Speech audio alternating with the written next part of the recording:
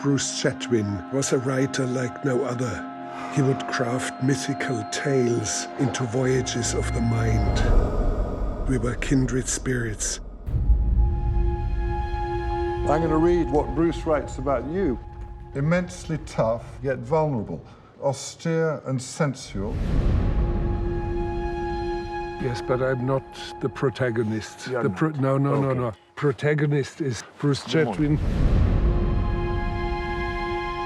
Bruce was a nomad, but he was always drawn back to this place. His inner landscape. His inner landscape, yeah. Landscape of his soul. I think so.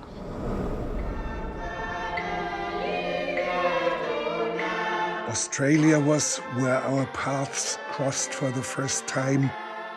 Bruce was researching for his book, The Song Lines.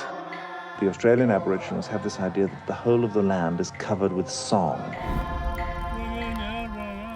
Lines that were formed by dreams and by song. It's a wonderful mystery. Nomads always fascinated Bruce Chatwin. The hands of these long-gone people, the longer you look, the more unreal, the more mysterious they become.